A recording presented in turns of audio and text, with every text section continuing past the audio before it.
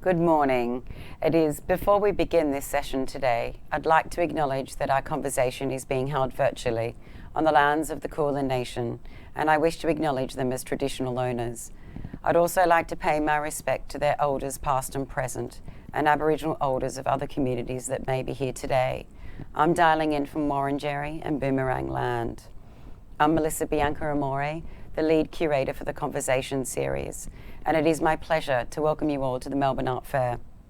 We are delighted to present the panel discussion, The Future of Art, How Technology is Changing the Landscape. Enabled by artificial intelligence, data, quantum computing and algorithms, the world of technology has undoubtedly transformed the visual and perceptual landscape of art. Join celebrated artists, scholars and curators from the United States and Australia in a discussion about new technologies and accelerated shift to spatial environments. We examine how technology has redefined notions of place, space, and the built environment, as well as redefining the borderless intersection of art, the spectator, and technology. What are the intersections of these three motive disciplines? It is a pleasure to introduce you to the moderator, Rose Hiscock, who will be joining us today. Rose is the Director of Museums and Collections at the University of Melbourne, a portfolio that includes the Ian Porter Museum of Art, Buxton Contemporary, and Science Gallery Melbourne, a recently opened gallery designed for teenagers. She has held national leadership roles within the Australian cultural sector, and her positions demonstrate a strong focus on the intersection of art and science, including the CEO of the Powerhouse Museum Sydney and the roles at Museum Victoria. Rose was previously the Executive Director, Arts Development at the Australian Council for the Arts, where she was responsible for the international programs, including Australia's representation at the Venice Biennale.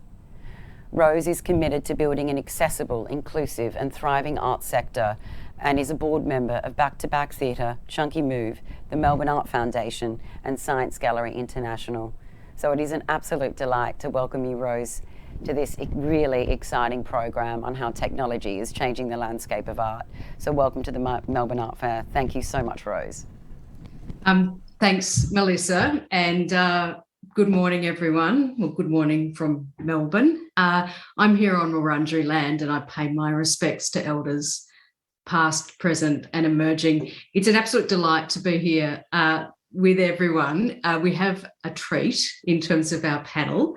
I'm going to introduce everyone fully as we move through here, as we hear from everyone. However, just a very warm welcome to Christiane Paul, Refik Anadol, Paul Miller and Stelarc. You are superstars and it's going to be a fun conversation.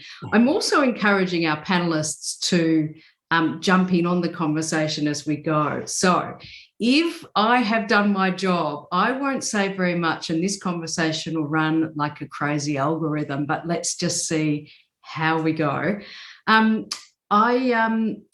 the session, we're going to do two things. We're going to explore each of our panelists' current body of work, because I think there's no doubt great interest in their work and also what that says about where art practice is heading, as well as their influences and thinking. We'll also have a conversation together. We'll glean insights into current trends and we'll speculate about the future. My role, as I said, is to pose questions, hopefully stay out of the way and prompt some debate if we get there. Now, I don't want to take up too much time by way of introduction.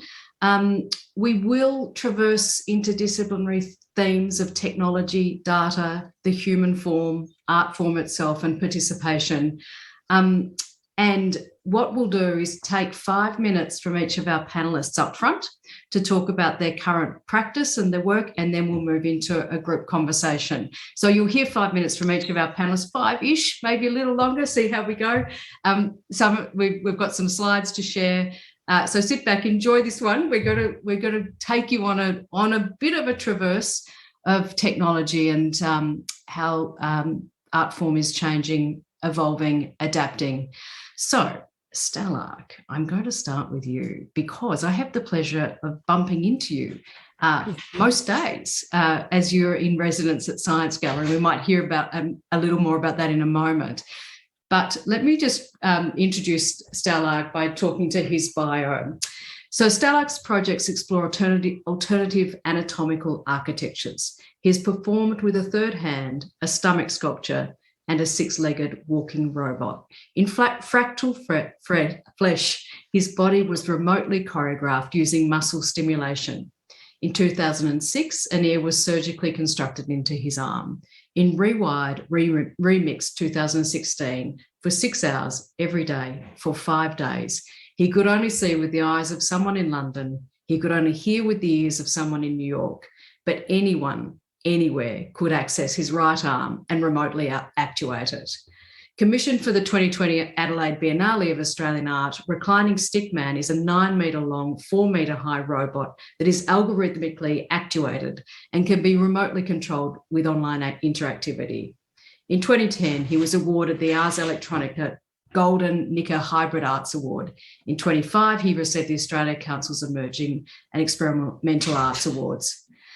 So, Stelarc, this is an extraordinary bio for anyone who has followed your practice, but all the more so for what it leaves out. Your body of work has been extraordinary over such a long period of time. And I'm going to start by asking you what's on your mind, what's your current practice and project, and what's led you to current work with Science Gallery. And I'll invite each of our panellists to share slides. Thanks very much, Rose.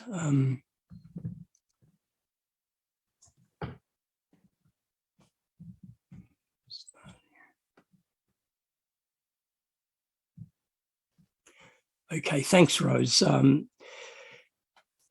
know, for performance art, in augmenting and modifying the human body, technology problematizes, you know, what a body is and how a body operates in the world. These projects and performances, in fact, explore aesthetically. These are aesthetic gestures towards the realization of alternative anatomical architectures. The extra ear was initially imaged as an ear on the side of my head, but was only able to be realized as surgically constructed on my arm. So you have an ear that's been replicated, relocated, and the intent is to electronically augment the ear to make it a remote listening device for people in other places. Attached to the end of this industrial robot arm, the body's trajectory, velocity, position orientation in the space could be, you know, precisely choreographed, precisely programmed. And in this performance, the body becomes this extended operational system of bodily metabolism, machine musculature, and computational programming.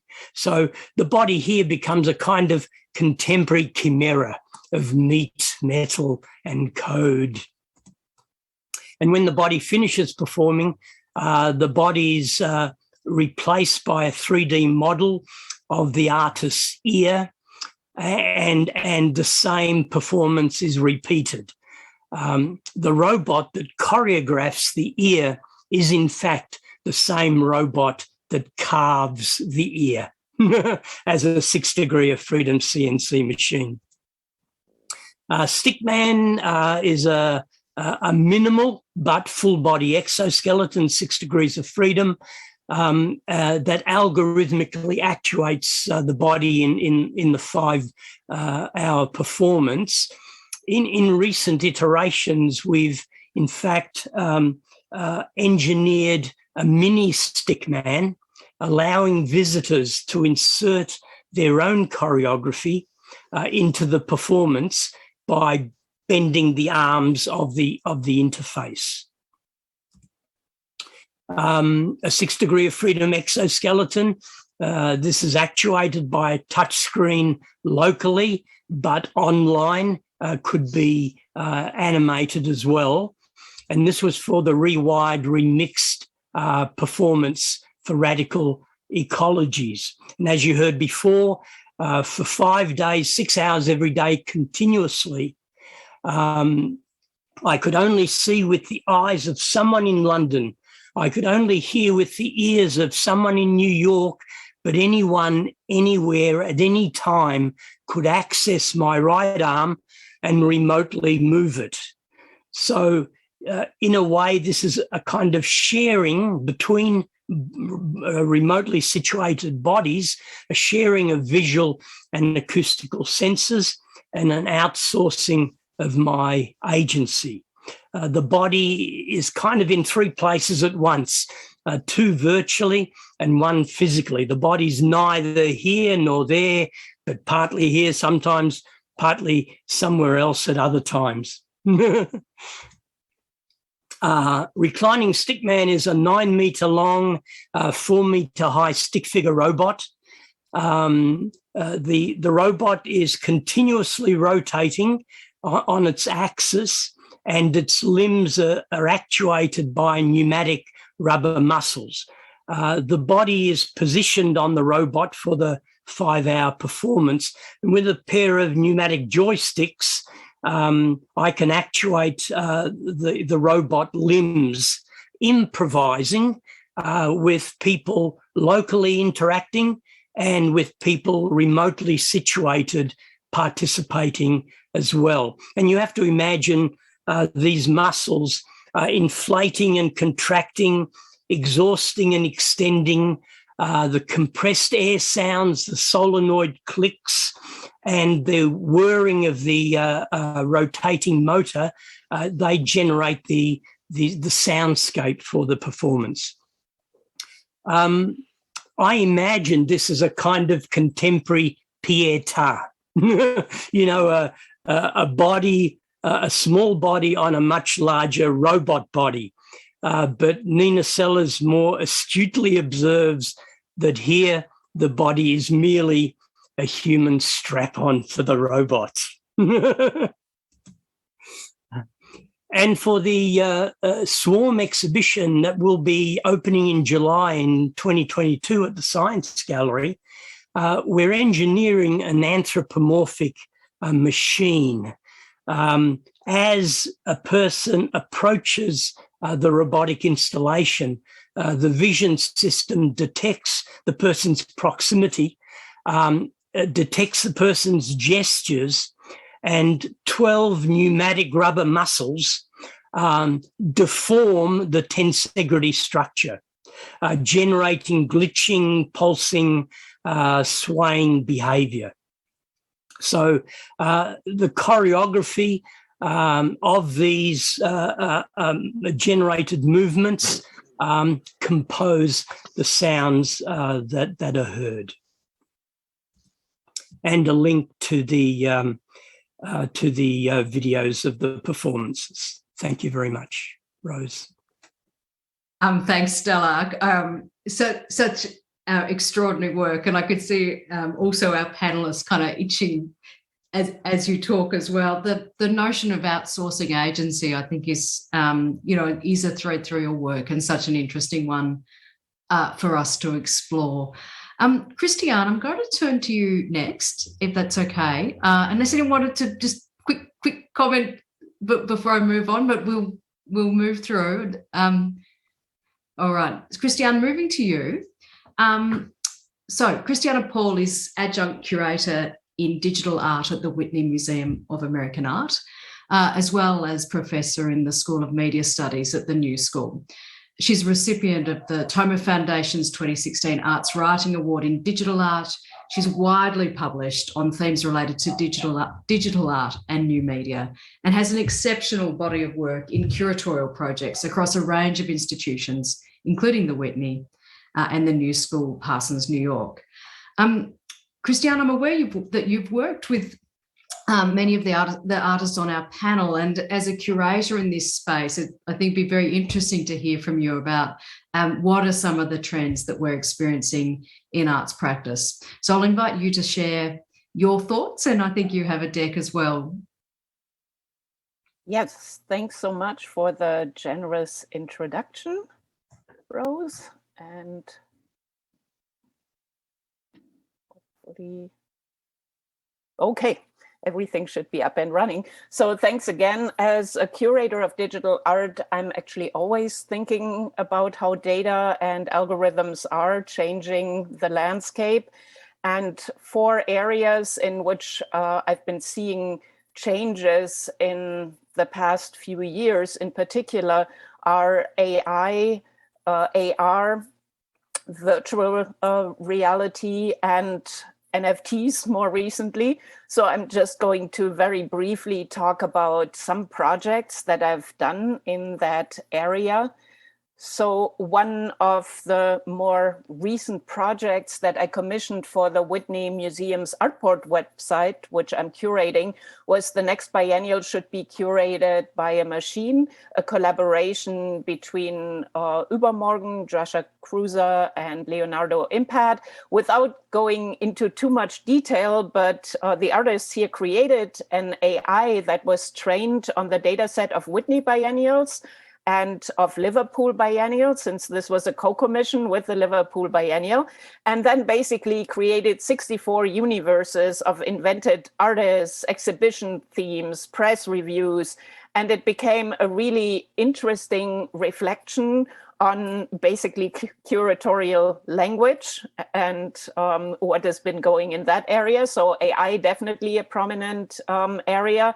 One area I'm not talking about so much, but I want to mention it here, is immersive installations, because I haven't done much work in that area, but Refik has, and he has combined AI and those immersive installations, and perhaps we get to see a little bit of that later. So there's definitely an intersection here. Another area I've been working in is augmented reality, and what we're looking at here is a project by Tamiko Thiel called Unexpected Growth that was shown on the 6th floor terraces of the Whitney Museum. And it was commissioned for the programmed exhibition that I co-curated with my colleagues Carol Mancusi-Ongaro and Clémence White. So what Tamiko did here was basically transform the Whitney terraces into this coral reef. The work addresses climate change. So the seemingly beautiful reef is also built out of plastic garbage and pollution and rubber duckies. You may remember the case of the cargo ship that sunk and spilled 28,000 of those rubber duckies into the seas that were tracked by scientists. The work is also interactive in that the more people look at it over the course of the day, you're basically bleaching the coral reef. And people could access the work on their phones on the terraces, and we had also 2 tablets in the galleries. Yet another area where I've seen a lot of changes and movement is virtual reality. I currently have a project I curated up at Gazali in London, and that is Demoda 4.0, the 4th edition of the Digital Museum of Digital Art, which was created by Alfredo Salazar Caro and William Robertson. And once again, without getting into too much detail, we conceived of this work before the pandemic. And ironically, I focused it on dislocation, which was what we experienced a lot over the past few years. The museum architecture, which gets reinvented for every manifestation of Demoda, is this abstracted head in an abandoned landscape of New York townhouses, so very dislocated. And within it, you encounter projects about gentrification, such as the one by Ricardo Miranda Zuniga. You saw a brief clip in the beginning. And Tamiko Thiel dealing with climate change once again, and Bunsen Bowinkle with automated communication. And finally, what has eaten up most of my life and practice over the past few years are NFTs and non-fungible tokens. We could talk a lot about this. I'm very weary and frustrated with misunderstandings related to it, and people basically hanging JPEGs onto the blockchain without understanding that an NFT ultimately is nothing but a certificate of authenticity. So there's a lot of confusion within the field of digital art, but also a lot of potential.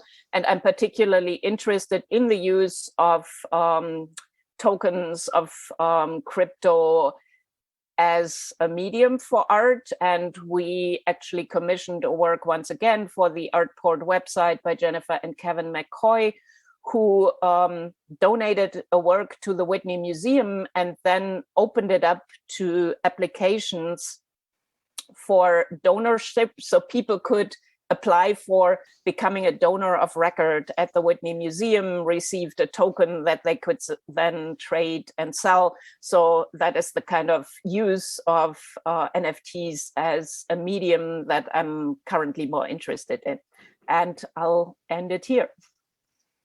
Thanks, Christiane. I think you've given us a really great sweep across new technologies in art practice, and I will come back to you on that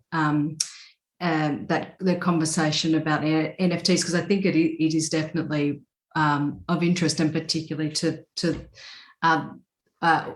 potential audiences. So we'll return there.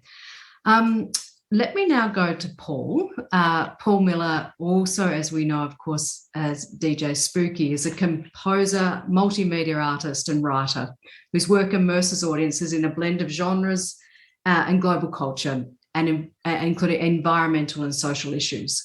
Paul has collaborated with an array of recording artists, conceived and developed large-scale multimedia performance pieces, has held artists in residencies, and he was just discussing one with us just recently, you may touch on, in prestigious institutions, including the Met. He's shown his artwork in the Whitney Biennale, the Venice Biennial for Architecture, Miami Art Basel Fair, and many museums and galleries. He's also published extensively with a series of book titles and is regular contributor to arts, media and publications.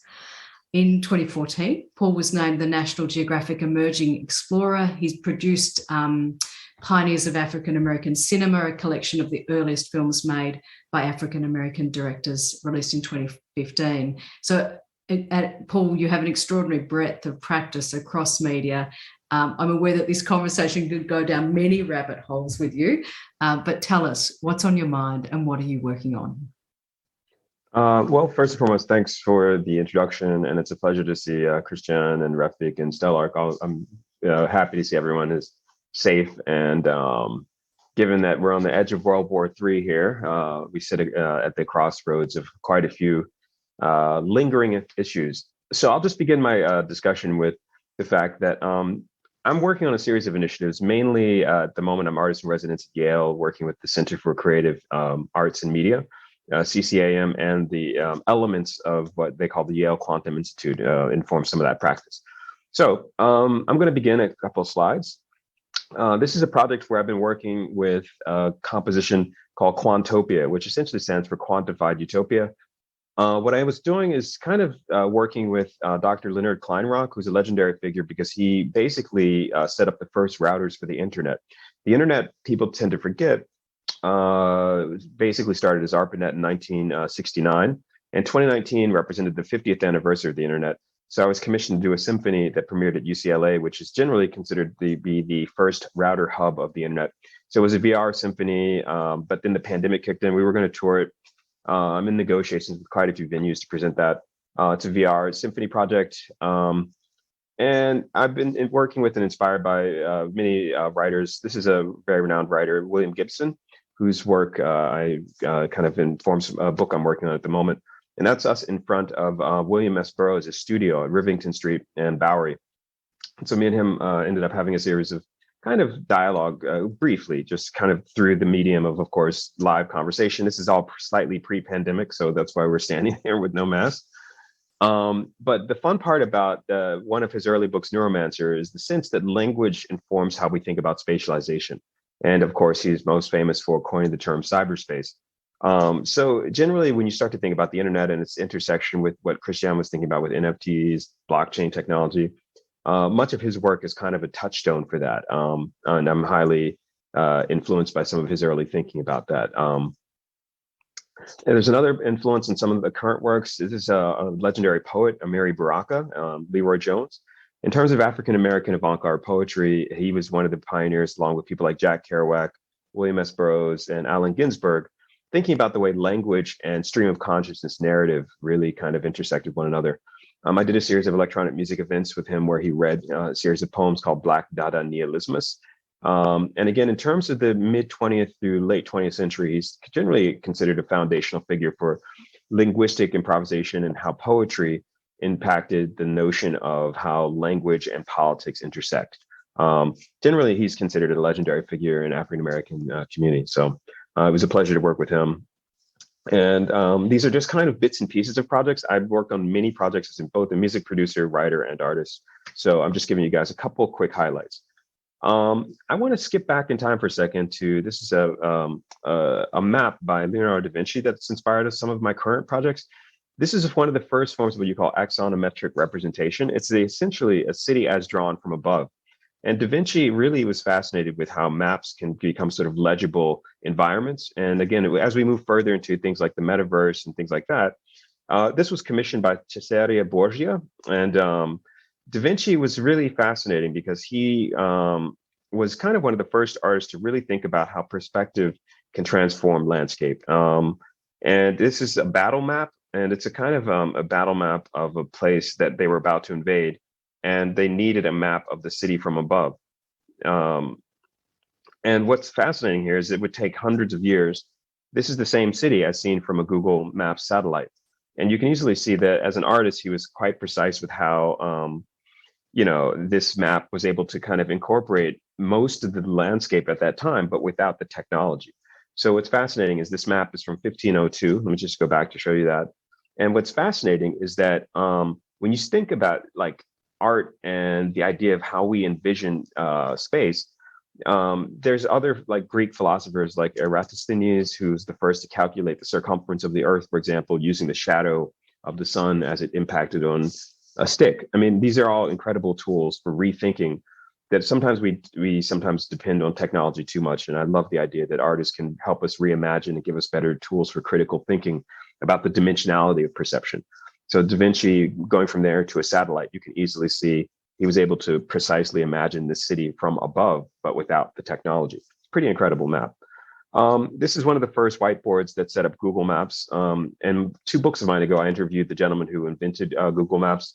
And he's Australian, by the way, which is really fascinating. So I visited Google's headquarters in Australia for their Google Maps division. And this is a legendary map because basically you're going from A to B.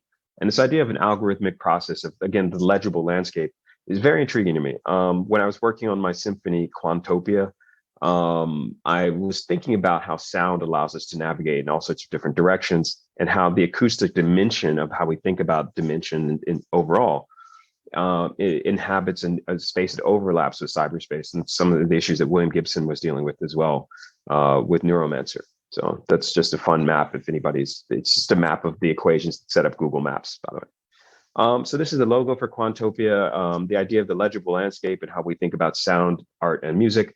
To me, it's incredibly important as we move further into an interdisciplinary environment that artists need to lead the way with reimagining how we can think about multimedia overall. So people tend to forget Wagner coined the term Gesamtkunstwerk, which simply means from the German total artwork. And I'm very interested in that as a composer, artist, and musician. There's a lot more I could show, but I want to be respectful of time. This symphony is going to be, well, the pandemic messed up the touring as because of obviously performance spaces shut down for a while. We'll be rebooting this towards the end of this year, early 23 as well. I think I have time for one more slide, so I'll just show you this. Essentially, when you would come to the concerts, you would start seeing the first nodes of the internet from 1969 as it went through a logarithmic progression. And I work with Greg Niemeyer and a very renowned mathematician named Roger Antonsen to think about the dimensionalization of the hubs and nodes of the internet, use that to generate electronic music, and then layer that with a string quartet ensemble. So it's both an installation and a performance and also kind of an algorithmic sense of composition. So yeah, there are many, many, many other projects, but I do want to just be respectful of time. But This is one of the more current ones, and I'm also artist in residence at Yale for the next 2 years. If you want any of my projects, many of them are based on open source initiatives, and they're all on my website, which is djspooky.com. So hopefully I didn't go over time there. So there we go. Thank you. Brilliant, Paul. Thank you. That was fantastic. And again, we'll come back and explore some of the themes that you've raised. I'm particularly interested in this, and I think with you, Stelarc, there's the place where the human and technology intersect or go their own ways, and there's certainly overlap there, Paul. We'll now move to Refik. Refik Anadol is a media artist, director and pioneer in the aesthetics of data and machine intelligence. His body of work locates creativity at the intersection of humans and machines, in taking the data that flows around us as the primary material and the neural network of computerized mind as a collaborator. Anadol paints with a thinking brush, offering us radical visualizations of our digitized memories and expanding the possibilities of architecture, narrative, and the body in motion. I'm sure our audience today will have experienced Anadol's site-specific work and AI, data sculptures, live audio-visual performances, and immersive installations in many different locations and contexts. So Refik, what are you working on? What's on your mind? First of all, I'm so honored to be here with my heroes such as Stelarc and also Christiane and Paul. It's so honored to be here. And hello to Melbourne, because I couldn't travel and see the NGV installation, Quantum Memories, but saying hi to, it was a pandemic project, but I'm just sending my highs to the people there watching. I would like to take a quick 5 minutes, go through the projects, and an honor to be here with you today. I'm very excited to share the journey.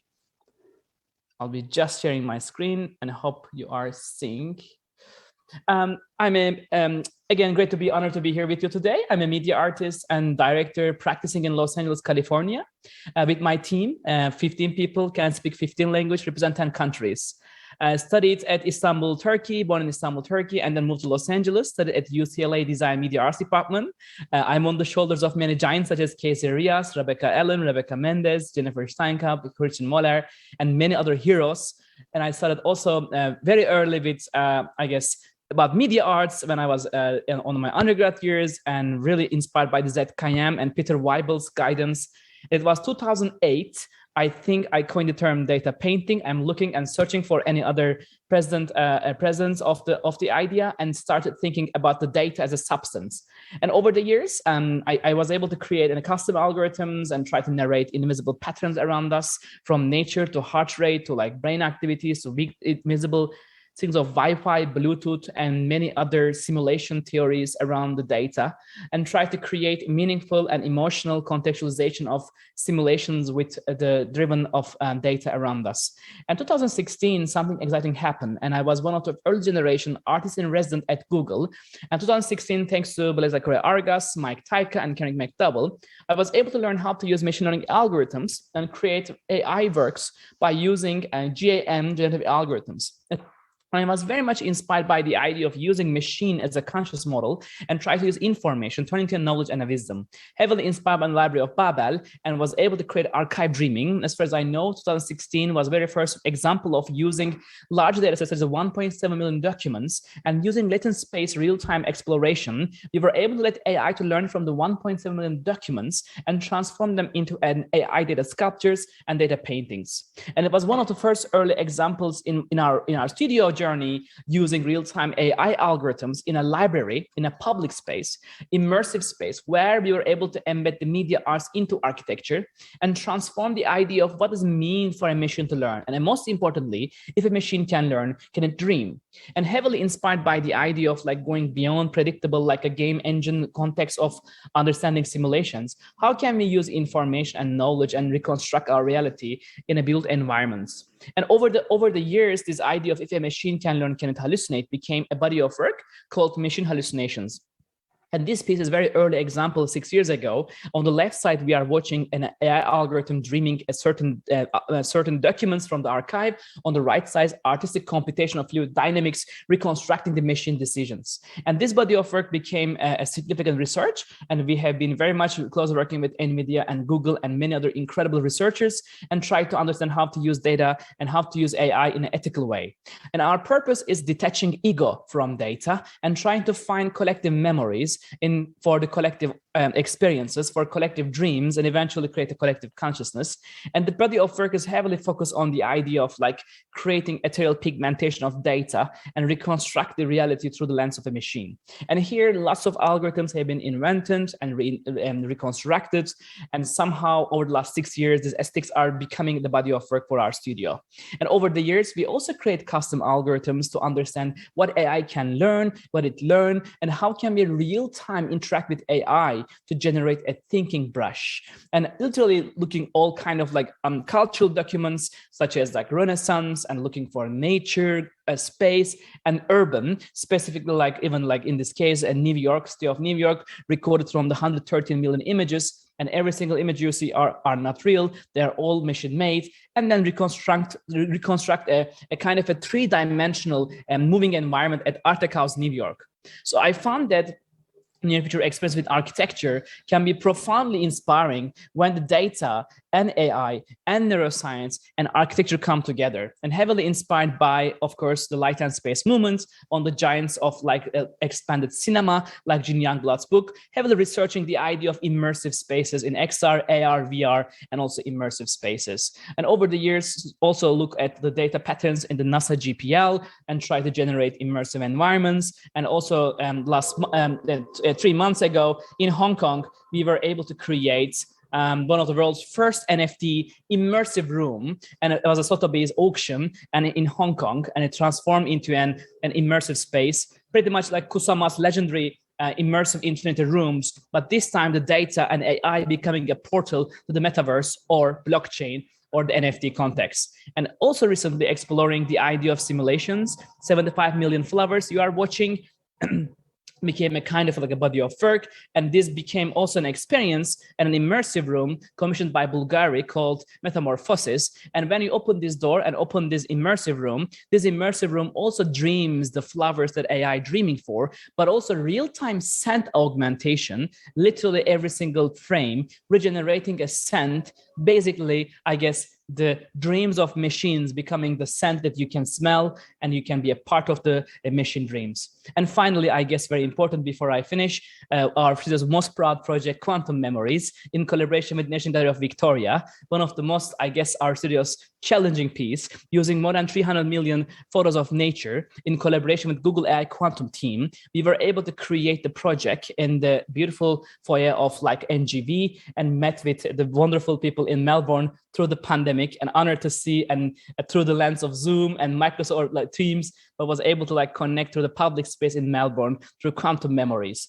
And lastly, a hero, Frank Gehry's building, Walt Disney Concert Hall, became a canvas in 2008 and was able to create a public space, public performance on the facade of Walt Disney Concert Hall. The question was, what will happen if the building can dream and hallucinate? If a building can learn, can it dream? And these questions becomes a fundamental research, lasts also 4 years. And I'm wishing one day to also beautifully augment the Sydney Opera House, hopefully in Australia, and try to create meaningful public arts for anyone, any age and any background, and also working very closely with nonprofits and NGOs to create meaningful narratives for 21st century. Thank you very much.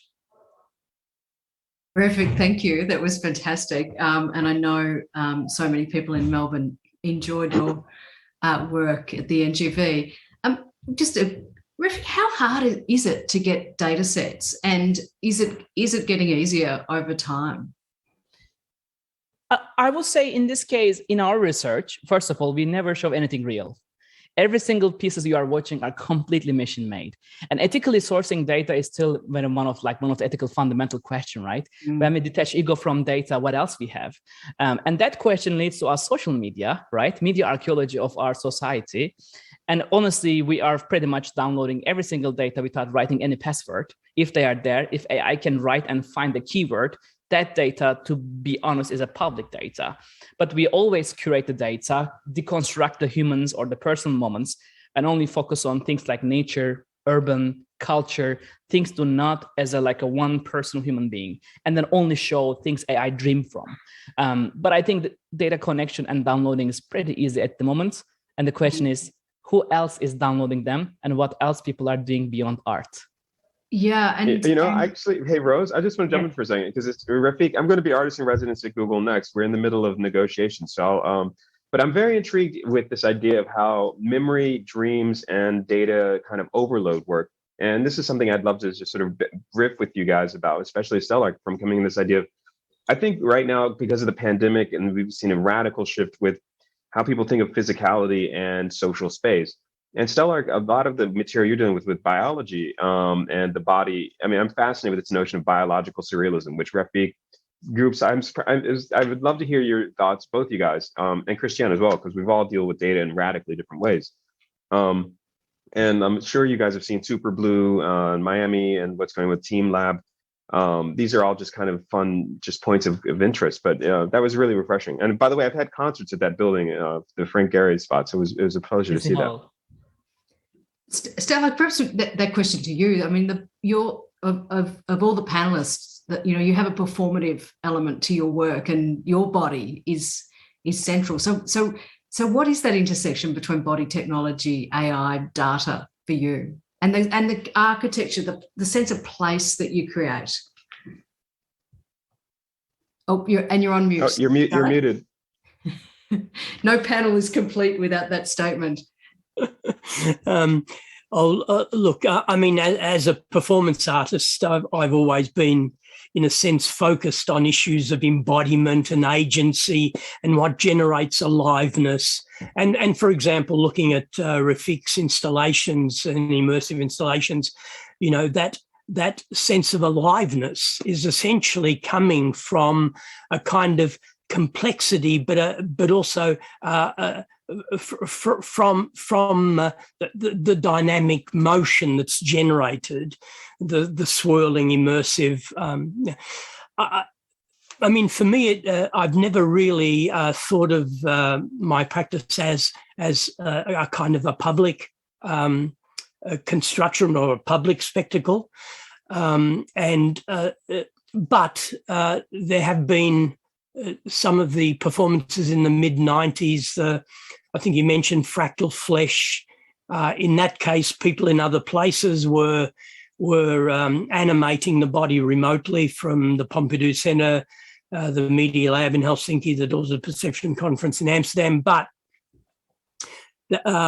for the Ping body performance, we used the Ping protocol. So during the performance, we were pinging 40 global locations, the reverberating pings coming back to the host computer, measured in milliseconds, mapped to the body's muscles. The body moves, and the body becomes a kind of crude barometer of internet activity. And then also with the Parasite performance, we customized a search engine that scanned the net, selected anatomical images from the web, projected them to my head-up display. Those images were analysed for their complexity, and the complexity of the image was mapped to the body. So effectively, the image that I see is the image that moves my body. So I have used data in a kind of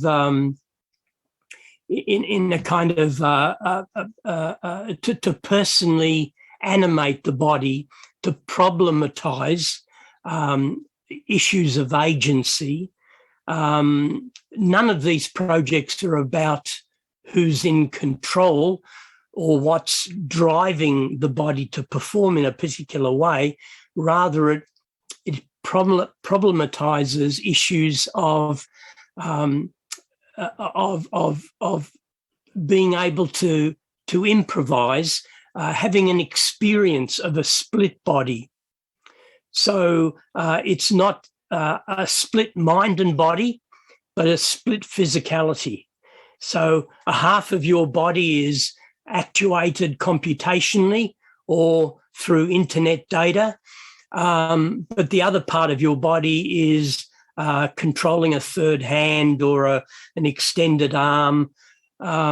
So you're sort of counterpointing the improvisation with the motivation of the data or the desires of remote agents who are prompting you to perform in a particular way. And maybe just to pick up on that, Paul, with your Quantopia composition and performance, this piece around where the human, or is it a divide between human technology, or is it integrated? Is it one? How do you see that evolution and the place of the human, the body in the practice? Oh, mute. You're on mute, Paul. There we go. Sorry, this is always buttons here. Tesla used to say the hard work of the future will be pushing buttons. It's one of my favorite quotes from Nikola Tesla. So yeah, I mean, Refik and Stelarc, I think the fun part about thinking about both immersive media and this notion of Web3 that we're moving towards right now, it's kind of intriguing because the financial mechanisms, whether it's cryptocurrencies, Web3, or of course, the whole NFT movement, most of these are based on speculation. And the speculative market of how people think about perception of market forces is really intriguing me. The most famous incidents, the tulip bulb mania of several centuries ago, where the Dutch were trading tulips around. But when you start to think about like market forces and the creative process, this is something where I think I'm a big fan of people like Lucy Lepard, and then on the other hand, Lawrence Lessig up at Harvard, where he's coming up with this notion of open source culture makes for a far more robust conversation, and above all, a far more robust sense of how information can help inform our practices. And I just want to show you guys Quantopia was a sense of humor because I'm a runner and I jog a lot, and I usually quantify my running. In fact, I'm in the middle of training for the Brooklyn Marathon at the moment. But where Refik would be projecting on the Frank Gehry building, I want to show you guys one of my favorite concerts from a little while ago. I got the Greek government to give me the Acropolis for an evening, and we projected a film, Birth of a Nation, throughout the ruins. And it was a beautiful evening because we had to convince the Greek government. Birth of a Nation is obviously a very controversial film. And what I ended up doing was putting a sound system throughout the ruins. And then when the audience came, we had about 5,000 people come to the show. And I was like, hey, everybody, thanks for coming to the show. I'll just pinch and zoom here. That's during sound check. These are huge speakers throughout the ruins of the Acropolis. And what was amazing about that is I could say, hey, everyone, thanks for coming to the show. I'm the first DJ to play here in like 3,000 years. Thanks for coming out. And the paradox of remix culture, mashups, and ephemerality, and the notion of transparent sense of how things dissipate after a certain point. It's really intriguing. I'm highly inspired by Namjoon Paik and his work, but the eerie sense of again, people like John Cage, and the notion of how his work about noise and emptiness and transparency, those are things that the web now takes for granted, that there's a sense of there is no expiration date on digital culture. As soon as you post something, you can assume it's going to be in some database somewhere forever. But performative wise, you leave with the memory of that experience, of that intangible sensibility. And I've worked with quite a few different venues and other artists and collaborations. The fun part about the 21st century is that we have this long legacy of the mega archive lingering over us. When I say mega archive, as someone who samples, I take old records and remix them, but I take old media files and remix them. And just in homage to the sense that we're at the edge of World War III, I just want to show you guys one thing really quick, and then I'll pass the mic back. This is the person who helped coin the term disinformation was this gentleman, Stalin. He was one of the main editors of Pravda after Bakunin, right after the Russian Revolution. And disinformatia was a Russian term that he coined, but they switched up to French, disinformation, because he felt it was more culturally sound, pretty cool. But he also helped kind of come up with this notion of Soviet realism that, amusing enough, is at an edge of, to me at least, science fiction, because you have this idea that the permutations of capitalism that we're living in right now, hypercapitalism, dematerialization, the NFT, metaverse. I think Facebook's value dropped around $500 billion. He lost Zuckerberg in the last couple of weeks because the metaverse is losing users. But meanwhile, Facebook and all these other kinds of attention economy issues are still far more about data surveillance than we've ever had experience in human history, whether you're the Stasi or the KGB. But Stalin liked to erase people from photographs. If you crossed him, you would be kind of remixed out of the photo. This is you can see the original, and I'll just show you that same photograph. This is the very original. So by the end of the cycle, everyone else was erased from the photo. And so this is kind of like political realism and a Photoshop of the mind. But you'd be dead, so so I'm fascinated with the web's notion. And again, Refik, when you were dealing with GAN's generative adversarial networks, there's a way that notion of generative process, algorithmic narrative, and of course, computational propaganda informs so much of the way we think about art right now. Again, like an influencer is essentially a marketer or a propagandist for their self. As Norman Mailer would say, advertisements for myself. It's a famous phrase he came up with. But in this era, how we monetize attention has now kind of subtly informed so much of the way we think about the whole NFT, cryptocurrency, again, markets of perception. Sorry, jumping in quickly, coming back to your original question, Rose, perhaps that ties it a little bit together in terms of the relationship between humans and the data and the algorithmic landscape. I think it's very important to remember that most of the data, or a lot of the data we're working with, is generated by humans and by natural systems, but they are very often within the visualizations and within the transformations moving to the background.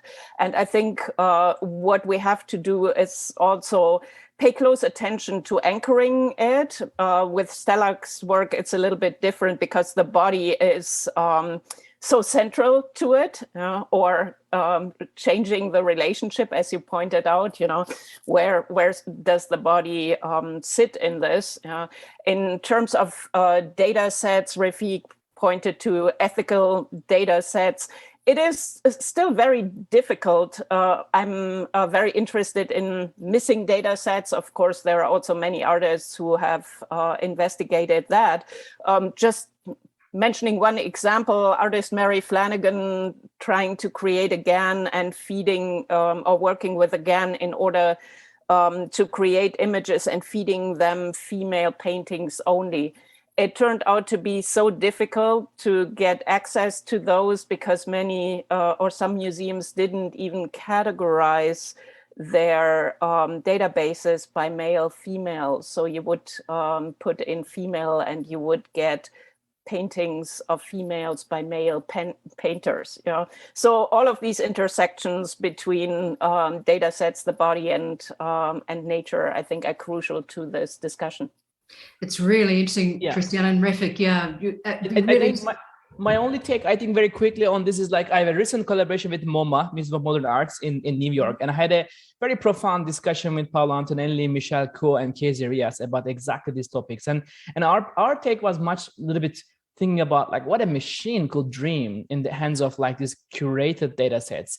I mean, MoMA has one of the most inspiring 200,000 beautiful artworks ever collected. And the pioneers in that data set is just somehow profoundly found in the history. But for us, we never think about showing anything real. We always think about what a machine could synthesize from this reality. And from the hands of, I guess, ethical thinking and curating, it's still possible. I think it's still, we have a room to imagine what else can be done with the archives. I think archives are ethical resources of research. I don't believe that it's profoundly researched at the moment yet with the AI technologies, unless there's a profound push from the institutions, right? But in the MoMA context, NFT was an incredible speculation because the idea was, what will a machine dream from an unsupervised algorithm, and what does it mean for the collecting community in NFT space? It was a very fun experiment, to be honest, because we tried to think about public space as a public NFT and create an inclusive piece, for example, for 5,000 pieces. And 5,000 people. It was an incredible research because as experiment, very openly, they are transparent data set. I'm not trying to become a car salesman, but literally the data was trying to create an inclusive connection between the community by using the original archives of the institution and create like a digital wallet and split like the connection between the community, the institution, the AI, and the research and the NFT space. I think there are so many rooms to do in this specific space using ethical data, transforming exciting context and concept and discourse to public and through the lens of like blockchain and many other new technologies. I think we are just starting to imagine and practice in this domain.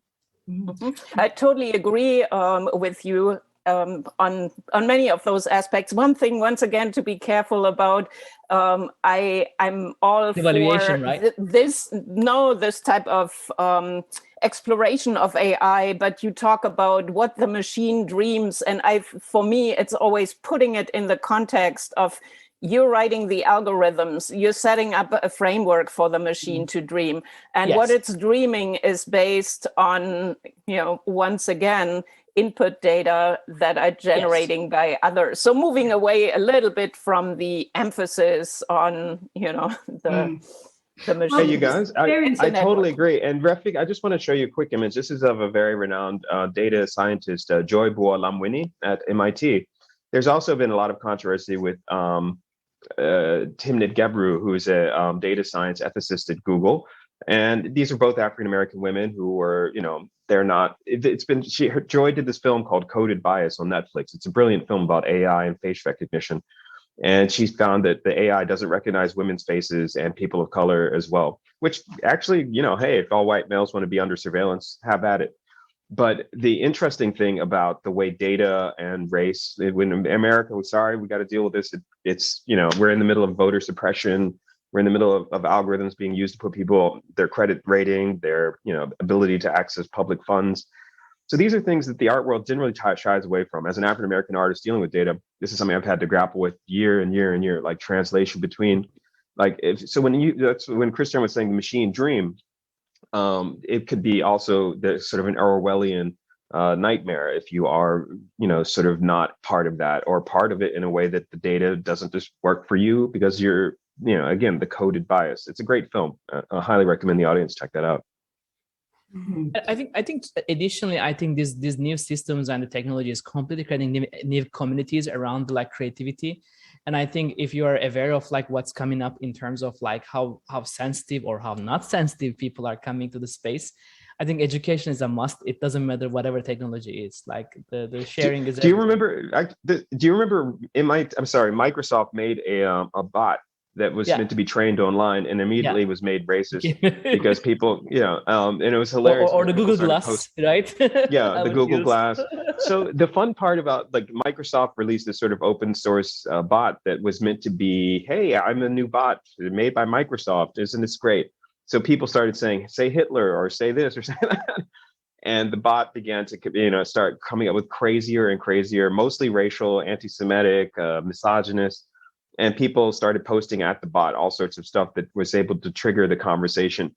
I use that as a kind of an ironic sensibility about data in, data out, as they say.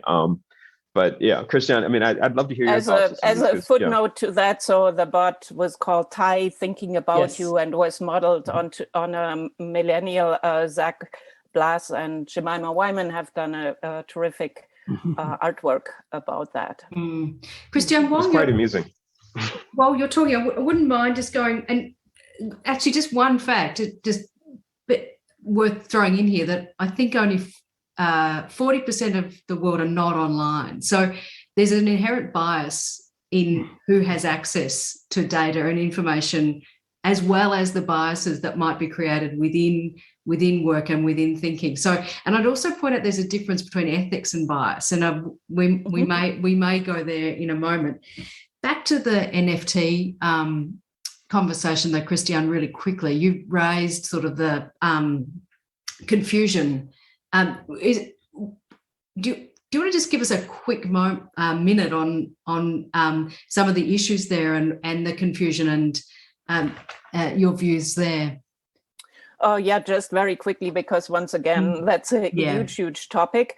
But what I've seen is, first of all, a confusion about what NFT art is, and a conflation of NFT art with digital art, which is really unfortunate. A lot of NFT art basically consists of hanging JPEGs on the blockchain. You know, here's a JPEG, you know, and then you have the NFT as a certificate of authenticity. So the fact that digital art gets reduced to this kind of expression is a little bit problematic. And then also the confusion of a sales mechanism with art, because ultimately in 90% of the cases, NFTs or NFT art is basically something using NFTs as a sales mechanism, not as a medium. We are definitely also seeing art, and have seen since 2014 art that has used the crypto space, the blockchain, as a medium. And the British organization Furtherfield actually did a book on artists rethinking the blockchain in 2017 already. But right now you see a very confusing space in terms of understanding of digital art. At best, I would say some of the crypto collectors are learning about digital art and getting into it, and that's really nice. But I think that's only a small slice. Very small. Thank you.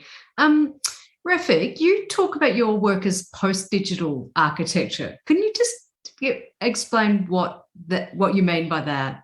I think it's first of all a very childish dream. I guess, like, I was 8 years old, like the year I got my computer, learning about the games. Like, there was a year I remember watching the Blade Runner and like understanding the idea of imagination, I guess. Like, and I was always bored with my room. Like, why do I always have the same like window, same ceiling, same wall, same doors? Like that kind of like imagination, a very childish. But I think over the years, I also imagine that, architecture is beyond just function of a space, beyond just materials. Architecture is beyond just concrete, steel, and glass.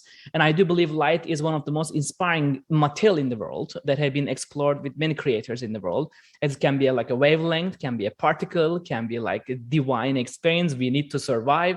I think like the light itself like can be a fantastically new finds of imagination that goes beyond what we see on the surface of the physical reality. And in going beyond Cartesian space, and of course, in the age of like, I guess, computation, and not only necessarily VR, XR, or AR world, I think what see physically is not exactly explored yet.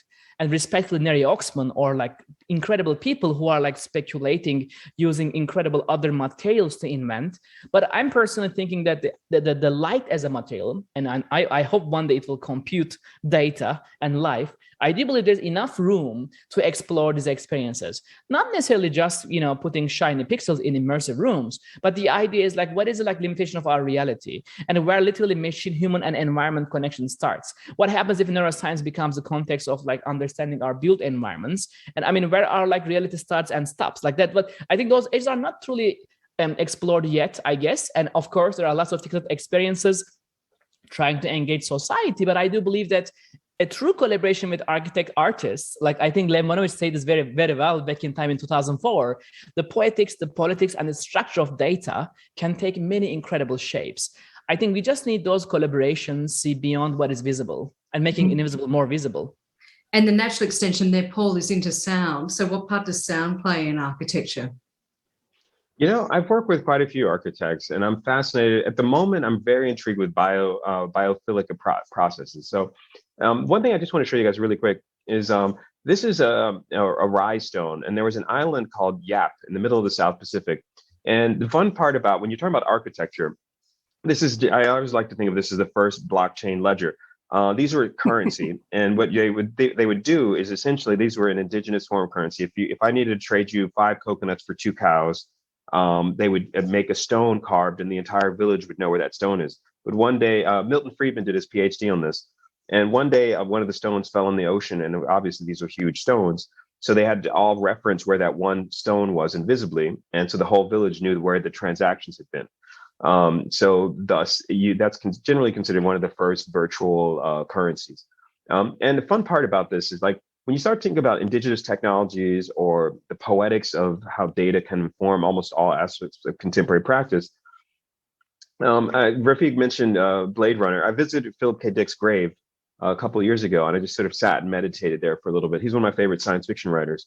But it was really wild because when I went to the town, he's buried in Colorado.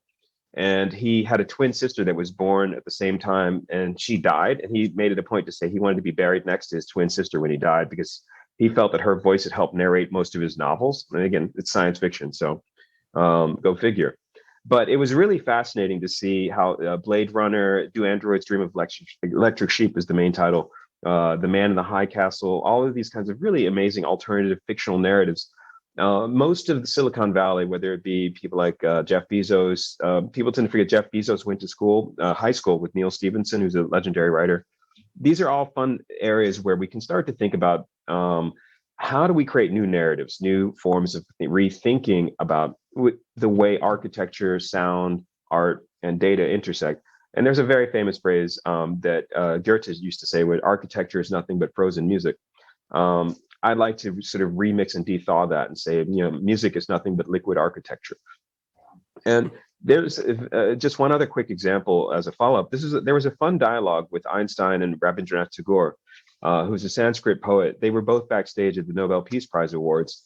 And Einstein, when he got nervous and he couldn't finish his equations, he would go play violin. So he's pacing back and forth at the Nobel Peace Prize Awards, where he had just was about to win for the general theory of relativity. And Rabindranath Tagore is like saying, "Why are you walking around?" And he's like humming and says, "Oh, I wish I had my violin. That would help me finish these equations."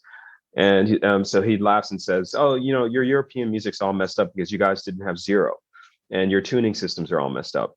So you have only whole tone, half tone, minor chord, major chord." And in India, they had kind of microtonal music for a long time, because the tuning systems and the math had been coming out of a whole different tradition. So I love stuff like that, where you have a comparative frame of reference.